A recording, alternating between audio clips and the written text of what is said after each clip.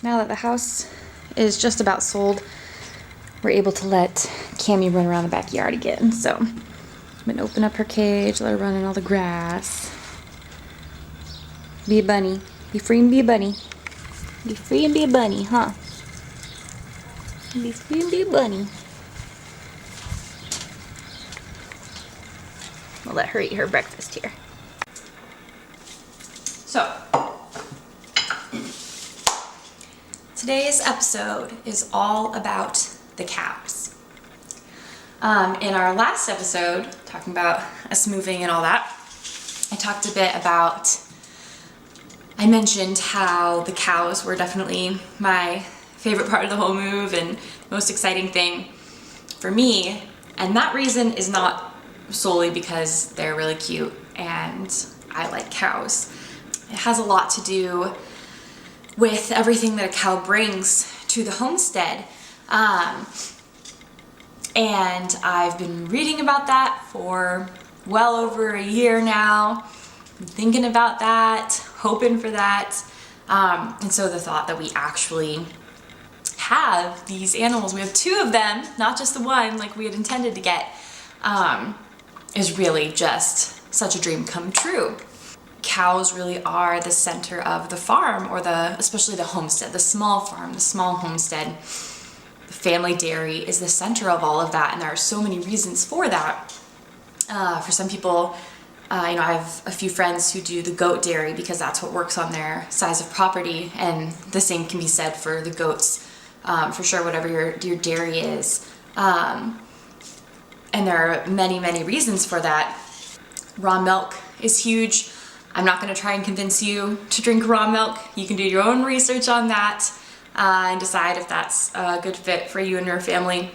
For us, I am so, so excited to be bringing raw milk into our diet on a daily basis and be able to utilize that as a health food. Some of the many things that the cow brings to the homestead are milk, cream for making butter, cheese, yogurt, kefir, clabber, half and half for your coffee, baking goods, fertilizing your garden, feeding other animals that need protein like pigs and chickens, producing a calf every year that can either be used for beef or sold or used as another dairy cow. They provide a whole lot of manure, fertilizing your ground and helping to build compost. If you rotationally graze them, they will build up your pasture. So they're fertilizing the soil, making it more productive, more healthy, really giving to every single aspect of life on the homestead.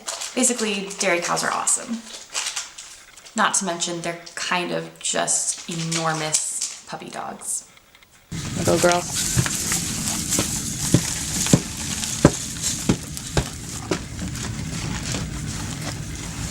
Schmutzy from you.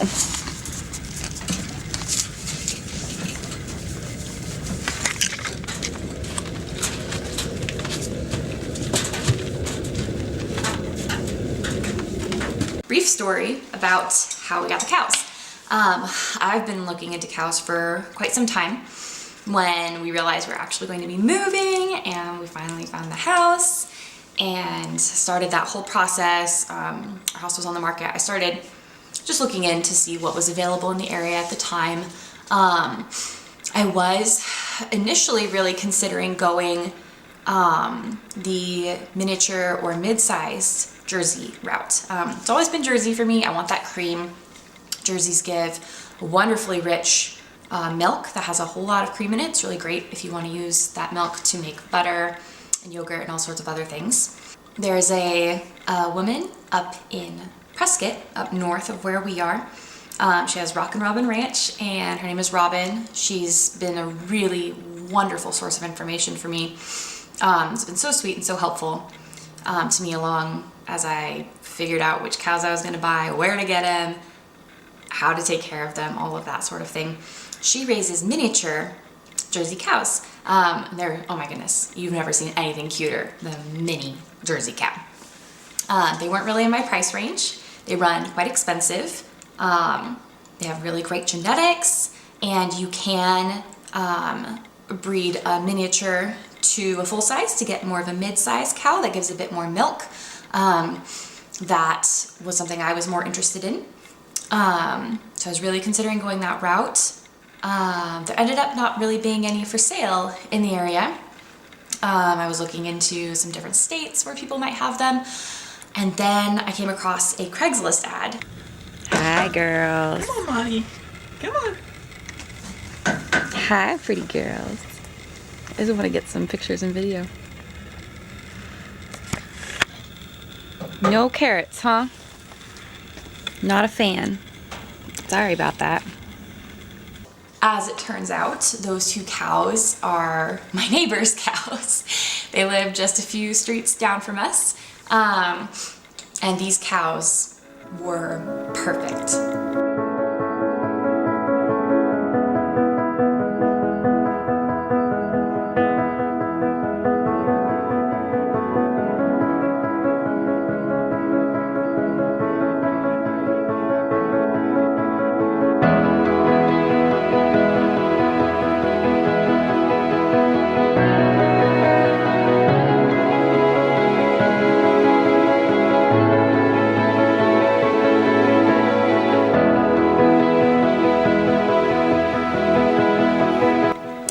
Is a wonderful lady. She's taking really great care of them. They have both been raised in exactly the way that I intend to continue to raise them. That was really important to me. So they have not been given any hormones or antibiotics. They have only ever been grass-fed. They've never been fed grain. They have always had their calves. It's called calf at foot dairying, where you milk share. The mamas get to keep their babies with them. And so you only milk once a day instead of twice a day, so the baby gets that milk, and it doesn't tie you down to the farm as much.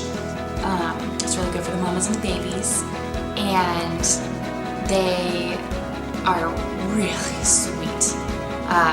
If your cow has not been handled very much, they could be a little ornery. They don't want to spend a lot of time with you. They're pretty mistrustful of humans, understandably.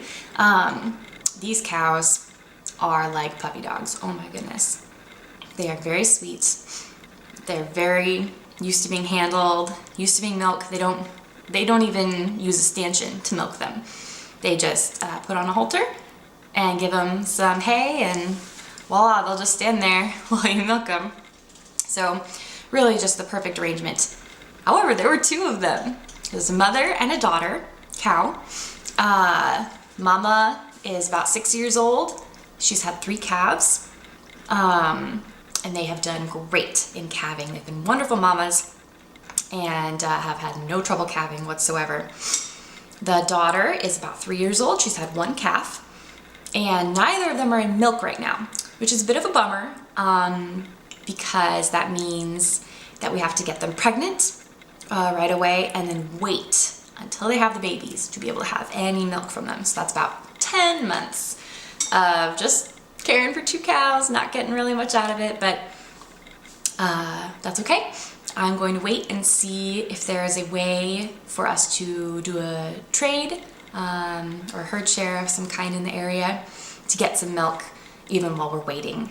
The mama cow is awesome. She has been a nursemaid cow, meaning that she will nurse other calves. And so in the neighborhood, there's been a few different calves that have been rejected by their mothers, and otherwise they would have to become bottle fed, which is kind of a pain. They take a lot of food and they get big real fast. And so she's actually been a good surrogate mama to a lot of neighborhood calves. And the daughter she's a little more feisty. I like her. she is so pretty. Got those long Jersey eyelashes. She's just gorgeous. Yeah, these are the new girls. We're seeing if they will learn to like me today. We brought carrots and turns out they're not fans. This is Lucy. She's 3. And she's the pretty girl. Huh, you're pretty. She's a little more feisty. And this is Miss Maudie. And you're not supposed to be feisty, but you don't like me very much, do you? Alright. More food to get them? Yeah, you want to give me some more hay? This is supposed to be a bonding session.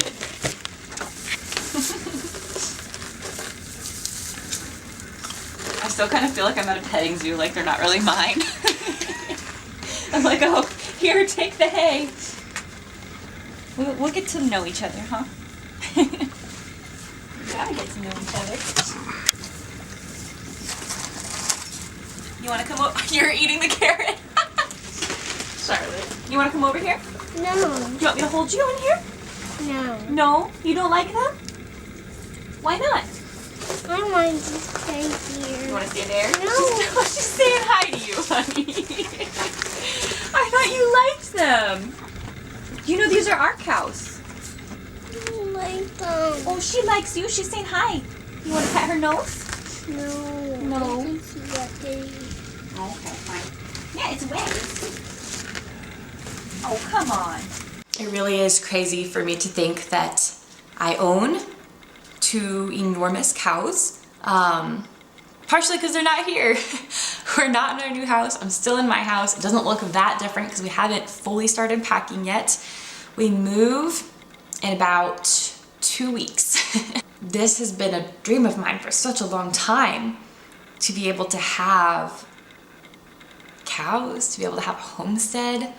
It has been the most beautiful, amazing thing to see providentially how we have just been carried through this whole thing. For anyone out there who is longing for a homesteading way of life and is just feeling stuck and doesn't know how it's gonna happen, I have felt that way for so long. I struggled a lot with discontentment, but in the end I always came back to knowing that my desires of my heart were known, and that doing the most with what I had now was what was vitally important. And there really is something to that phrase, cliche as it may be, to just bloom where you're planted. Bloom where you're planted. And I will tell you, I took the past year and a half, and I learned everything I possibly could about homesteading, about all the different homestead enterprises I wanted to get into.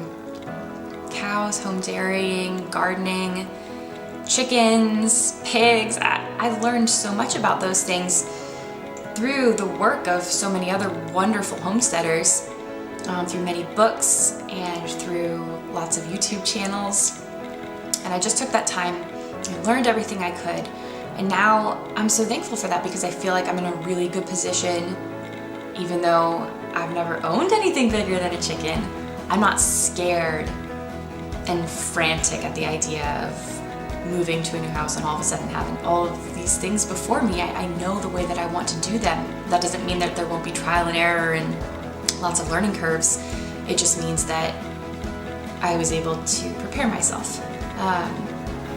And so I am really thankful for that time of waiting, just waiting and growing. bringing them home is going to be a really, really neat thing.